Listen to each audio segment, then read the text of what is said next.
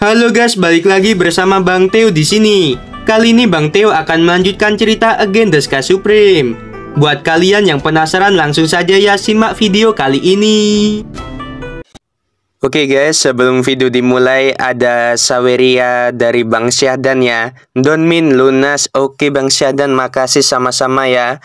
Sorry banget guys, Mimin baru bisa upload lagi dan ya kecapean begitulah ya. Oke, langsung aja gas ya. Buat Bang Syahdan, thank you banget. Semoga lancar rezekinya, sehat selalu, amin. Oke guys, langsung ya ke videonya. Tanyun mengepalkan tinjunya dan tersenyum. Saudara Bu benar. Setelah Bu Su selesai berbicara, dia melihat wanita yang menakjubkan di samping Tanyun. Lalu dia berkata, "Saudara Jing, siapa mereka?" Selanjutnya, Tanyun memperkenalkan 7 istri, 2 tunangan, dan yang lainnya kepada Bu Su. Setelah Bu Su menyapa orang banyak, dia diam-diam mengatakan bahwa Tanyun sangat diberkati. Pada saat ini, Bu Su memandang Jinglu, membungkuk dan berkata, "Terima kasih Nona Jing karena telah membantuku. Tidak ada yang perlu dikhawatirkan." Jinglu tersenyum, sangat menawan yang membuat Bu Su sedikit gembira.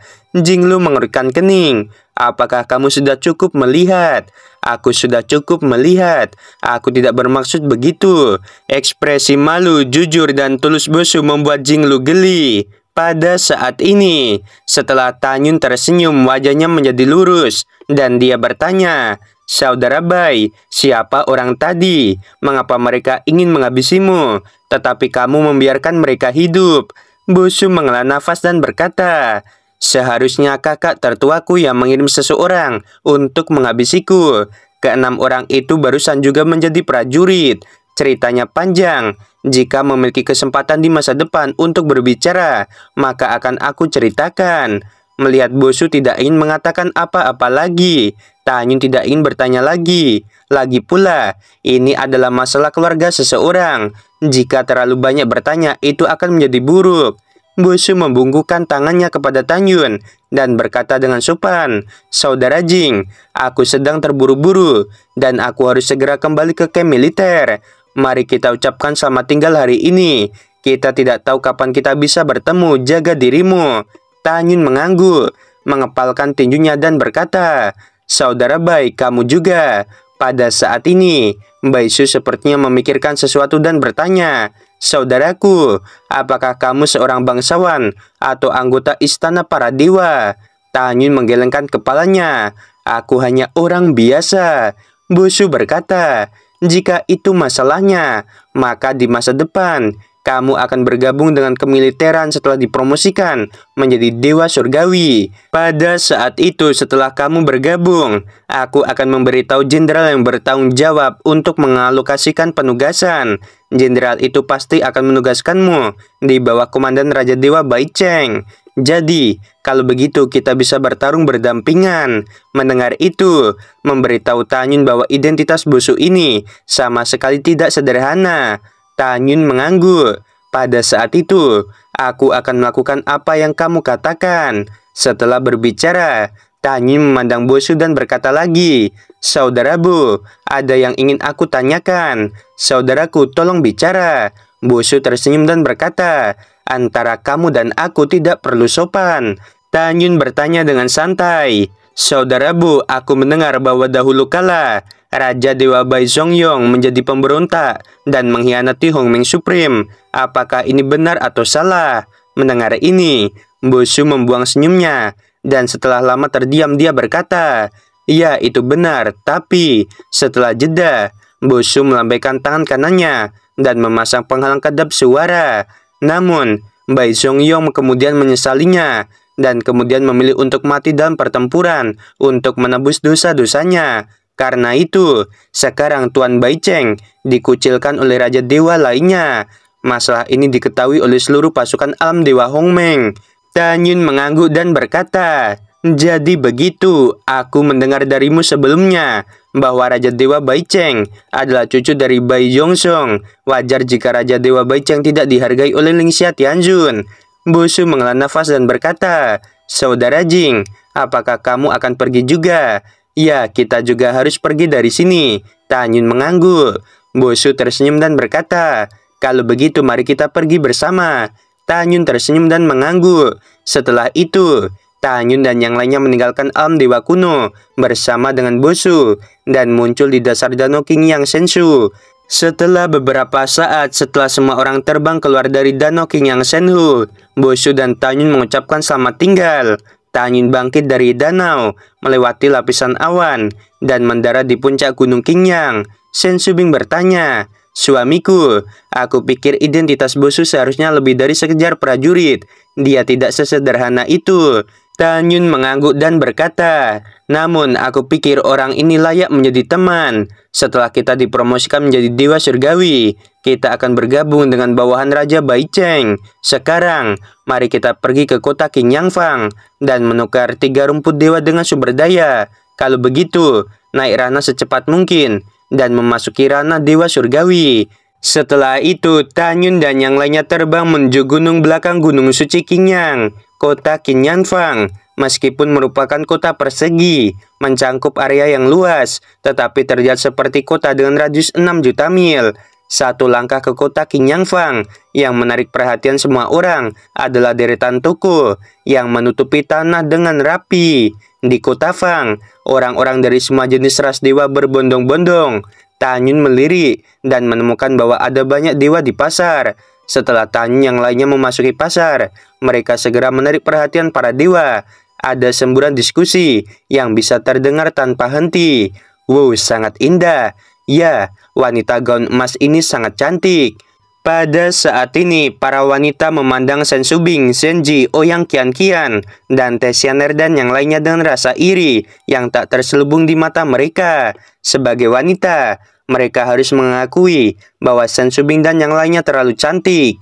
Pada saat yang sama, para wanita di pasar, mereka melihat Fang Ziqing mengenakan kerudung, juga menebak betapa cantiknya wajah Fang Ziqing.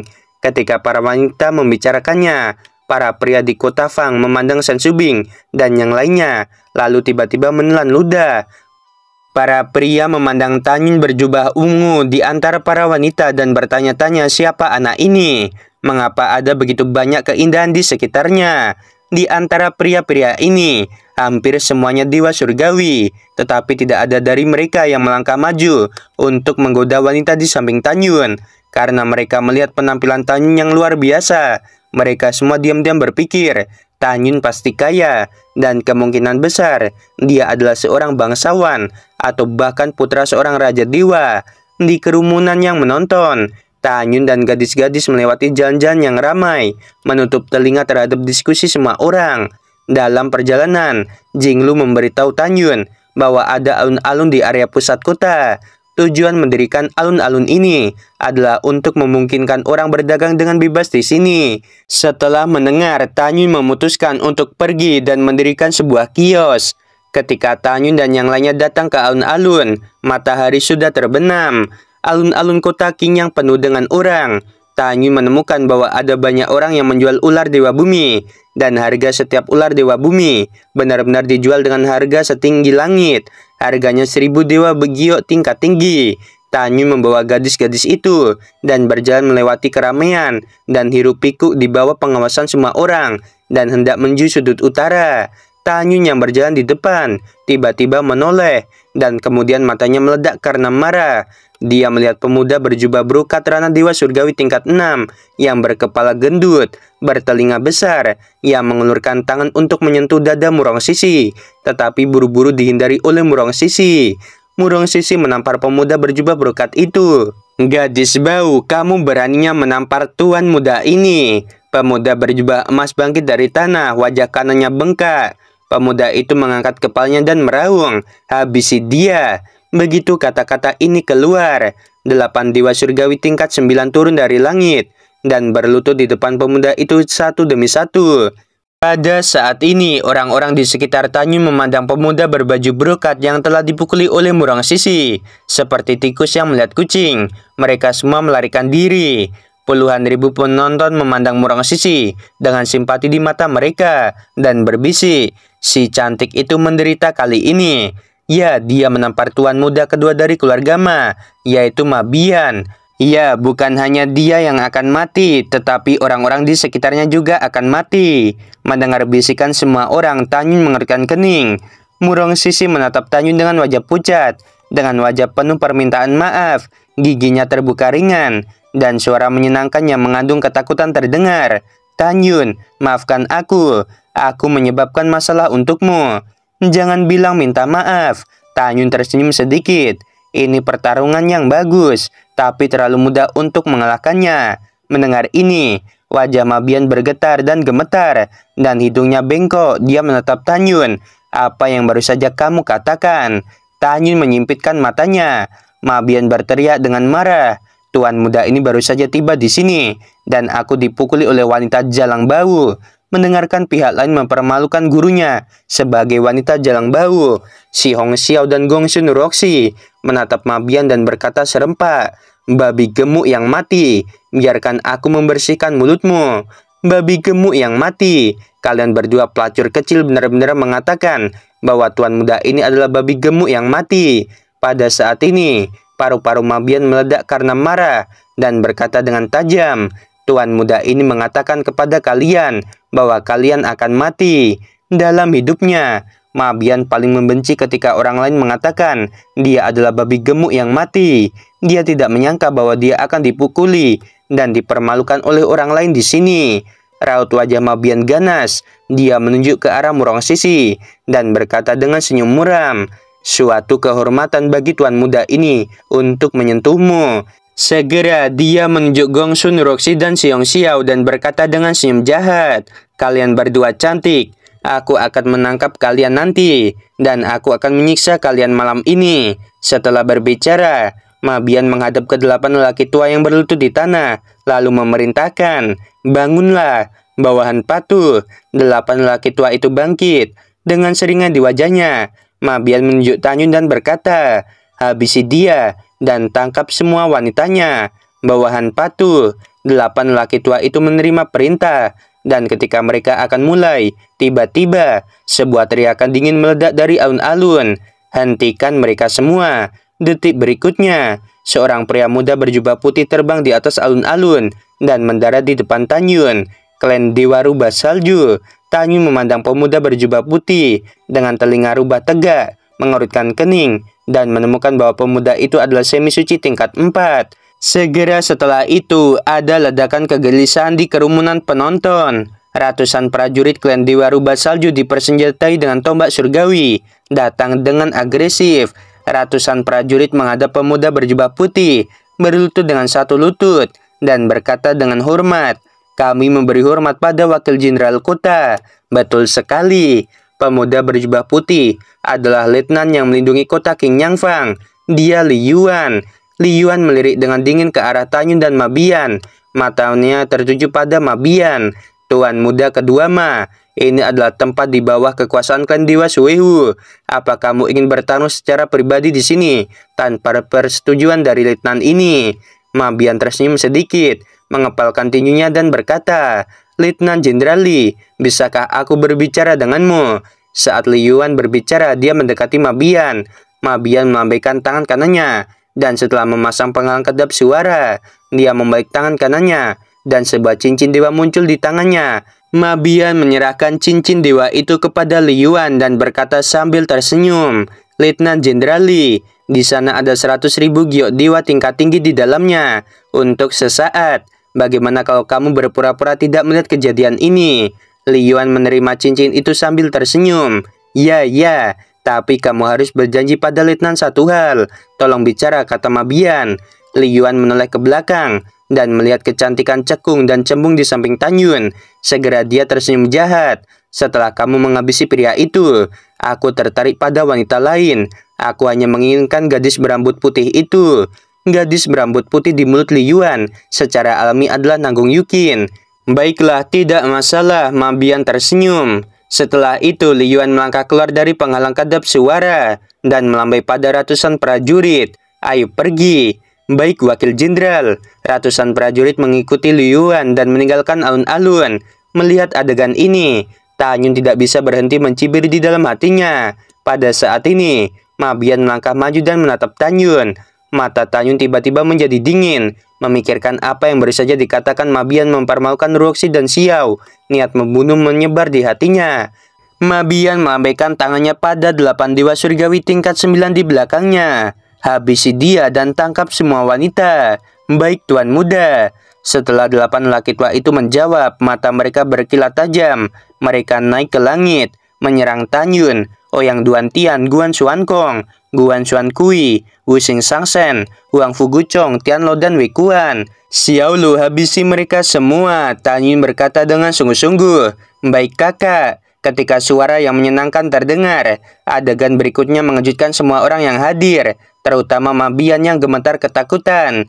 Jinglu berubah menjadi bayangan emas, berkedip dari sisi 8 laki tua itu.